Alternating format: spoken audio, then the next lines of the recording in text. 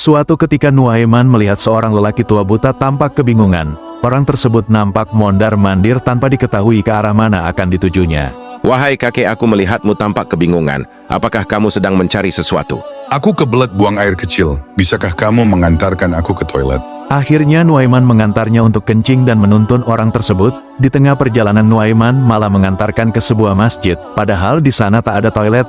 Masuklah Nuaiman bersama orang tua itu di depan mimbar dan menyuruh kakek itu kencing di sana. Apakah ini sudah di toilet? Iya, kek, ini sudah di toilet. Silahkan buang air kecil. Setelah memastikan itu tempat yang tepat untuk kencing, lalu dia melepas celananya. Kemudian Nuaiman lari keluar masjid. Kontan saja sikap si kakek membuat heboh sejumlah sahabat dan warga yang ada di masjid. Salah seorang sahabat sontak menegur dan hendak memukulnya. Hai kakek tua, kenapa kamu membuang air kecil di dalam masjid? Aku tidak tahu kalau ini masjid. Aku dituntun oleh seorang lelaki ke sini.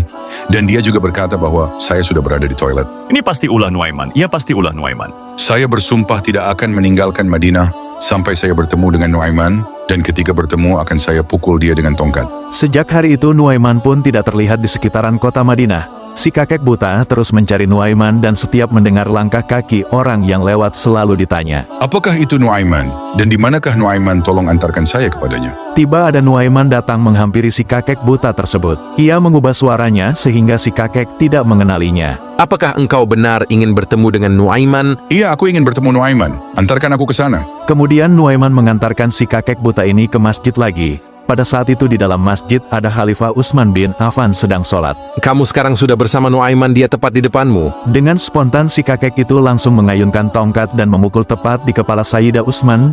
Sontak jamaah yang ada di dalam masjid tersebut berteriak. Khalifah Utsman dipukul orang. Khalifah Utsman dipukul orang. Suasana riuh dan gaduh, bahkan orang buta ini ditangkap. Sejumlah orang mengira ada penyerangan kepada Khalifah Utsman. Kemudian si kakek buta menjelaskan bahwa dirinya tidak sengaja memukul Khalifah Utsman bin Affan, dia dikerjain oleh Nuaiman. Orang-orang hingga sejumlah sahabat yang ada di tempat tersebut akhirnya memaafkan kekhilafan si kakek buta tersebut. Sejak saat itu si kakek tidak mau lagi mencari Nuaiman. Sudah cukup jera dia merasakan dikerjain oleh Nuaiman.